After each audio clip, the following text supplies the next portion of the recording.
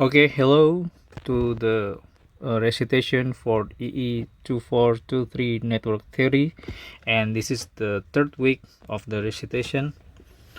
And today I will be solving couple problems on a simple circuits, and this is the first one.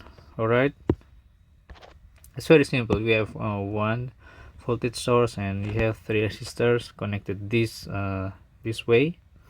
So we have two nodes, right, and two loops. We have one voltage source, three resistors, and the question here is what are the currents and the voltages across each of these resistors. Okay, so that is I1 V1, I2 V2. Sorry, so this, let's just call it VS, like voltage source. So we have here is V1, V2, V3. And to solve this kind of problems, we just need these basic laws: the Ohm's law, the Kirchhoff current law, Kirchhoff voltage law. Okay, Kirchhoff current law says that the sum of currents on any node should be zero. The summation of currents, right, to any node should be zero. That's KCL, and KVL is the sum of voltage across any loop should be zero. That's KVL. And Ohm's law, we learned that in the past week. We know that voltage is equal to current times resistance. All right, and notice that on for the voltage source, usually we draw with one short line, straight line, and then the long one. That means that the short one is labeled as negative, so the short one is the negative terminal and the long one is the positive terminal, right? So that's the convention. But how about the resistor? Why do I have plus there and negative there, determining the voltage on R1? Because this is the convention here. So if you have a resistor, right, and you divide the current flowing to the resistor is going to that direction, so from left to right, then the voltage across this resistor, you have plus on that side and negative on the other side. Okay, so plus minus. But if you define the current to the other way, going to the other way, then the voltage should also be flipped.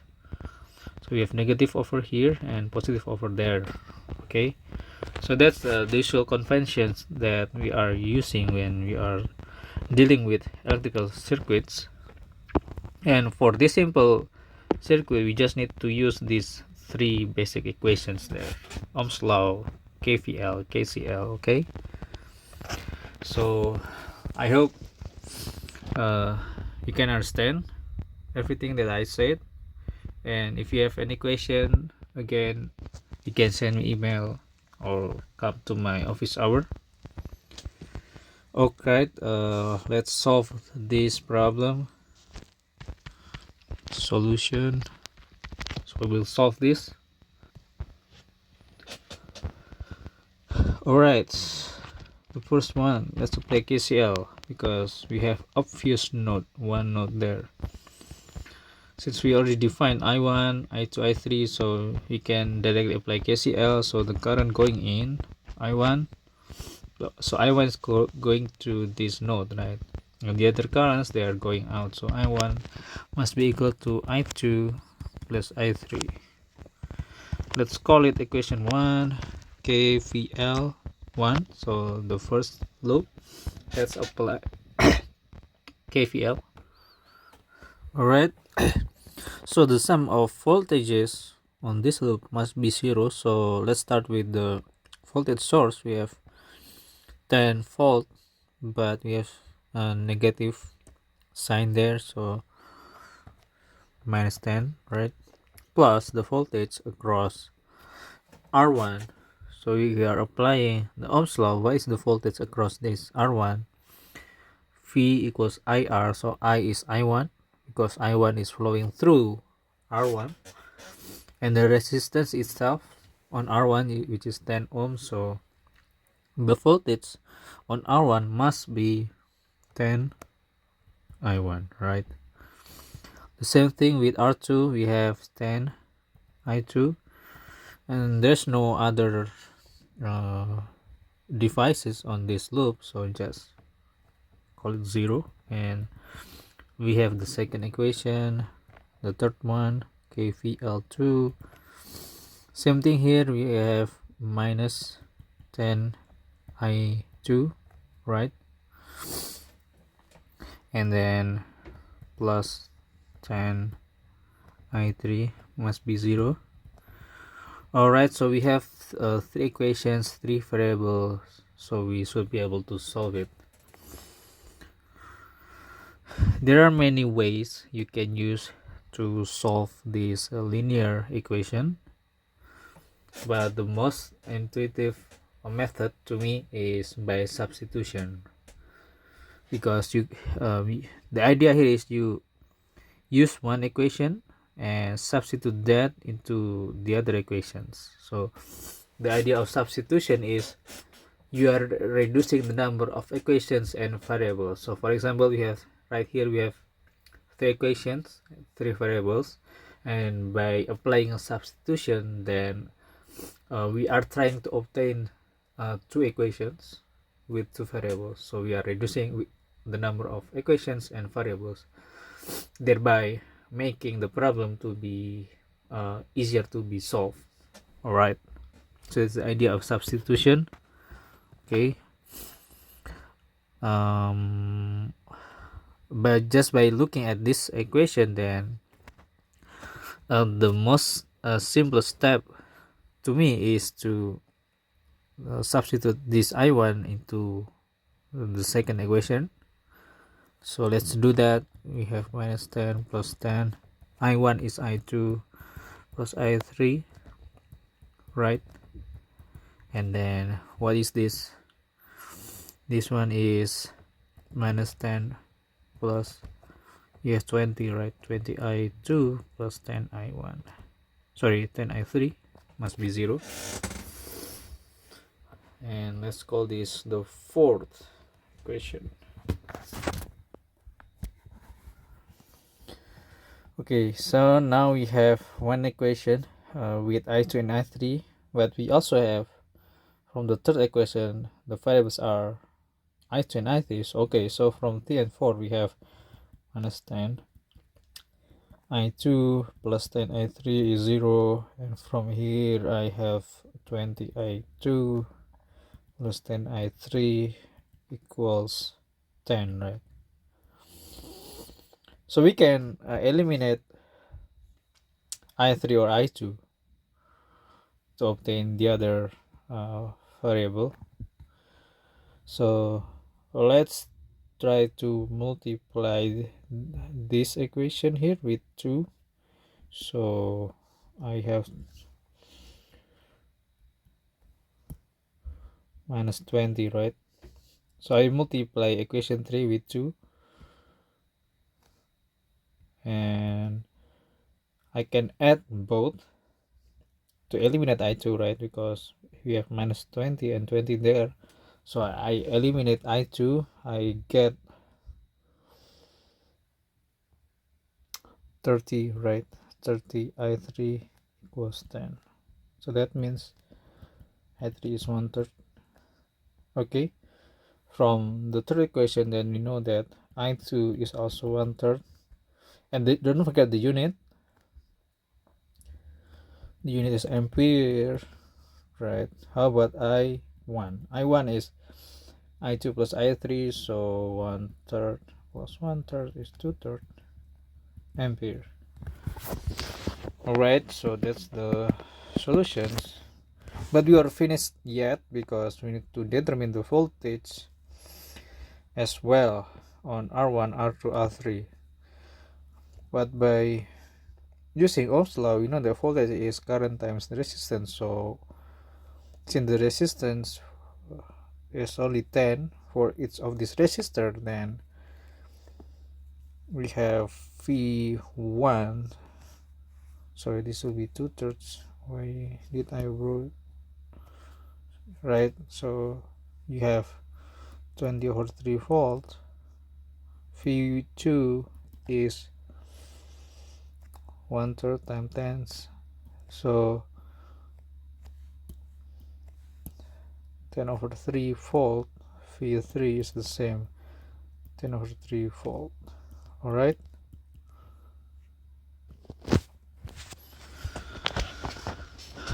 Okay, so these are the solutions of the first problem, and this time let's verify these answers with multisim. So let us simulate this network using multisim.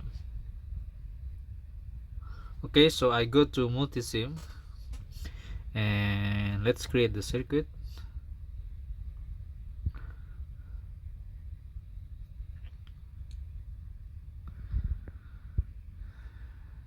Right,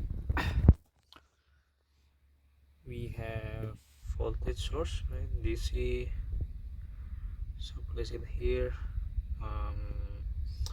We have 3 resistors here, resistor, I don't know, here, and the last one here. Let's rotate it that way, and don't forget the value is just 10 ohm. Okay, just 10. This one also 10. The same with this one, and the voltage source is also 10, right?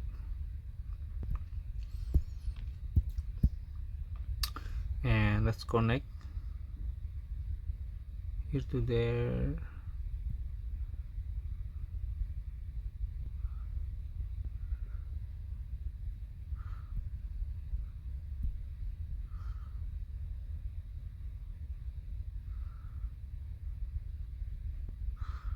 Okay,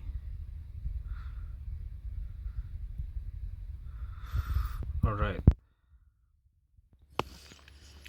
So we want to measure the currents and the voltages, right? Let's put our meter.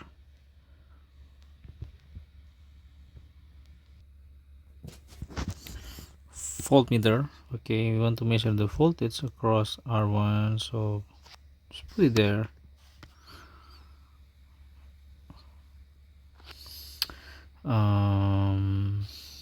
Okay.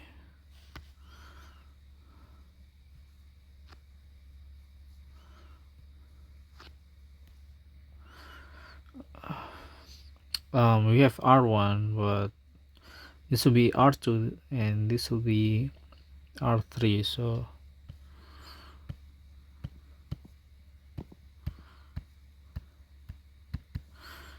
can you rename it? Yes, so let's rename it R3. This is R2, right?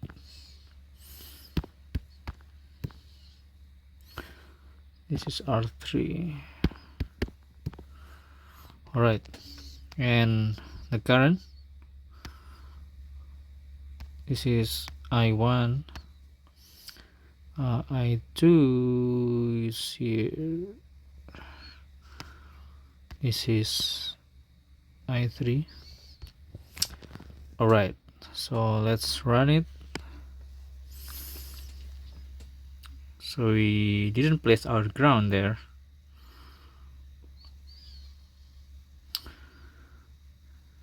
Okay, I don't know if that makes sense, so let's check. So we have the current here, so I3 is 333 milliamps, which is 0.3 amps. All right, this one is also correct. We have 333 milliamp. I1 is 666.67 milliamp. Okay, but the voltage there, I'm not sure if that's correct. So because you have 10 ohm resistor there, and the current is 666.6 or 0.666 milliamp. Sorry, 0.666 amp. If you multiply it with 10, then you have 6.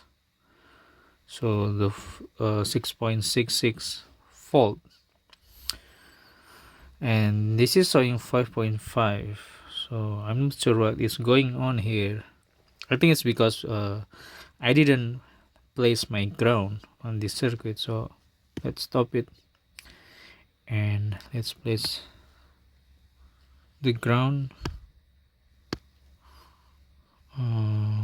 Right, this is the ground. Connect it here, run it again.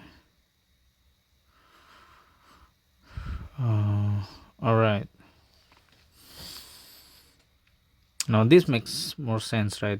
Because the voltage is 10 times the current on R2 and R3, but here, because I'm measuring, so if I put voltage here, it means that it's reading the voltage of this particular spot here with respect to the ground, which is, it is 10 volt. If I want to measure the voltage across this resistor, then I have to measure it, the voltage of this point with respect to that, not the ground, right?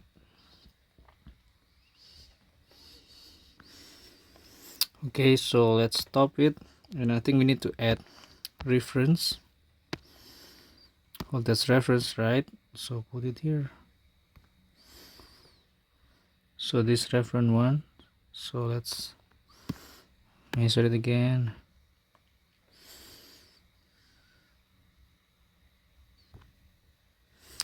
Okay, it still says 10 volt because it's not reference yet. So let's stop it and put a reference for this voltmeter to ref 1, which is here. So we'll measure the voltage of this resistor R1.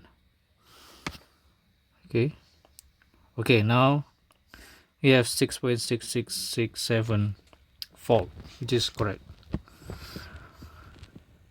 All right, since I put the ground there, then I don't need reference for this 2 voltmeter because the reference for V is already the ground, right?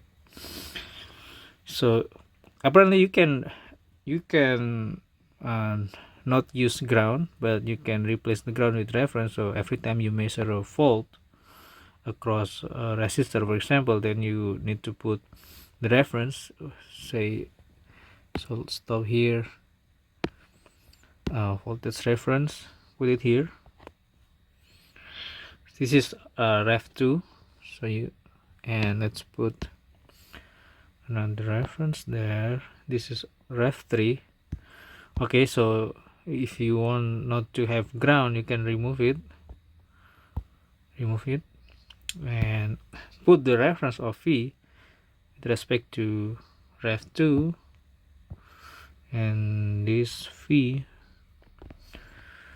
okay, with ref 3, and they should display the same amount of voltage if we run it. See, so although it says there's no ground, since we already defined the voltage reference, then we obtain the correct voltage reading. All right,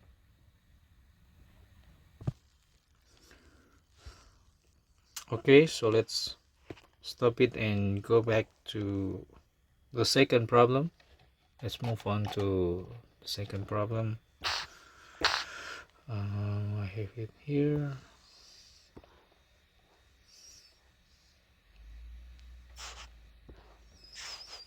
Second problem. So second problem is very similar to the first one. I have same. Well, let's just copy this diagram here.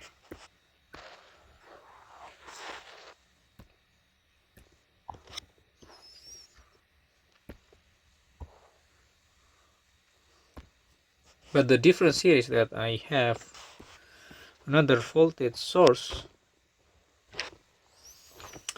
Vs, I don't know, Vs, Vr, let's call it Vz, plus minus, okay. And solution, so we still have the same equations for the KCL, right? Because I1 is I2 plus I3. And yeah, I didn't mention it, but we have the same question. So what are the currents and the voltages across these resistors? For the first equation, KVL1, we have the same equation. So minus 10 plus 10 I1 plus 10 I2 is 0. But the third equation, which is KVL2, is a little bit different because the voltage there is 12 volt on Vz. So minus 10 I2 plus 10 I3 plus 12 volt equals 0. Alright. Again, we have three equations with three variables. And we need to solve these equations. And I think I'm gonna use the substitution again. And so we need to reduce the number of variables and equations to simplify the problem. Alright, so the first thing that comes to mind is I have 10 I2 there, minus 10 I2 there. So if I add 2 with 3, then I should obtain an equation where without having I2. Right, so let's see. So I have minus 10 plus 10 I2, sorry, 10 I1 plus 10 I2 is 0, minus 10 I2 plus 10 I3 plus 12 is 0. So let me add. So we will not have I2 here, right? They cancel. So what do I have? I have 10 I1 plus 10 I3 minus 10 plus 12. I have 2, right? Let's call this the fourth equation. Alright, so this equation 4, the variables are I1 and I3. So we need to pick another equation that has I1 and I3 as the variables. Alright, so I2 is I1 minus I3, right? From the first equation, I2 is I1 minus I3. And if you substitute I2 to the second equation, then we have another equation with I1 and I3 as the variables. So let's do that. So minus 10 plus 10 I1 plus 10 I2 is I1 minus I3 equals 0, right? And this should be equal to minus 10 plus, what are these, 20 I1 minus 10 I3 equals 0. Let's call it the fifth. Okay, so from equation 4 and 5,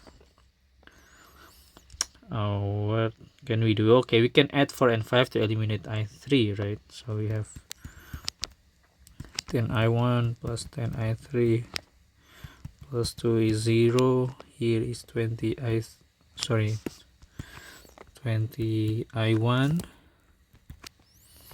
minus 10 I3 minus 10, and let me add.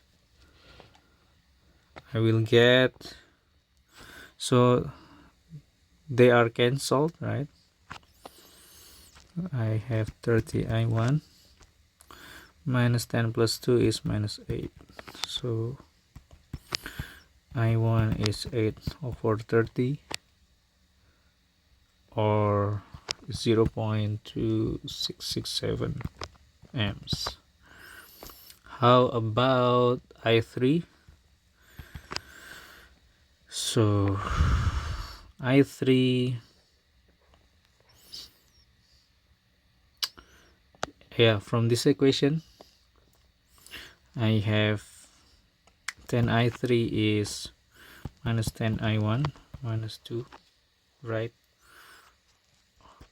Or I3 is minus I1 minus 0.2, right? So I3, just do it here. So minus 0.2667 minus 0.2, which is minus 0.4667 amps. And I2 is I3 minus, sorry, I1 minus I3. I1 is this, so 0.2667 minus plus 4667, which is 0.7333 amps. And now the voltage, of course, V1 is, again, we have 10 ohms on each of these resistors, so V1 just 10 times of the current, which is 2.667 volt. V2 is 7.33 volt. V3 is minus 4.667 volt. All right, so you have solved this circuit, and let's verify it using multisim.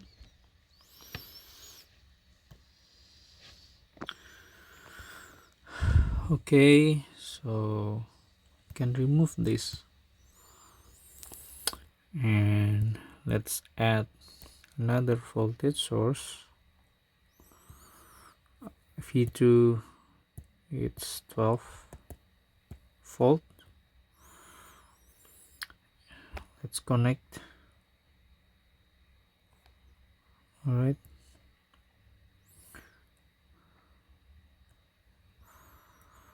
okay, let's run it.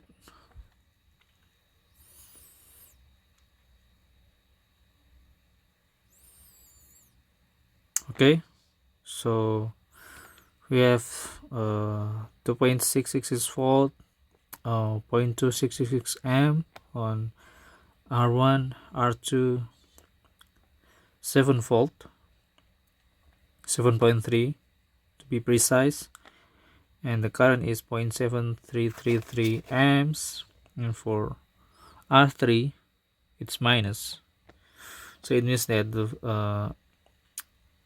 the voltage here is higher than this one. So you have 4.666 minus 4.66 volts, and current is minus 0.466 amps. Okay, so we obtain the same results as in our calculations. So yeah, so we get the same results and everything's going perfect. Okay, so that's it. That's the end of this recitation class.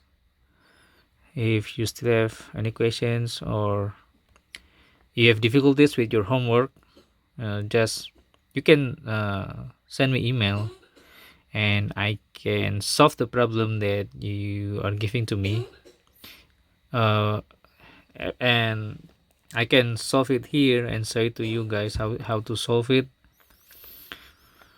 And remember that that's not should be the homework problems, right? Okay, so I will see you next time. Thank you.